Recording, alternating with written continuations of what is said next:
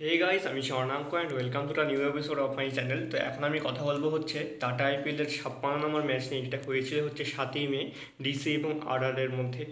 তো প্রথমে ডিসি এই ফার্স্ট ইনিংসে এখন খেলতে নামে, মানে ফার্স্টে ব্যাটিং করতে নামে, তারা একটা অনেক বড় স্কোর তৈরি করেছিল।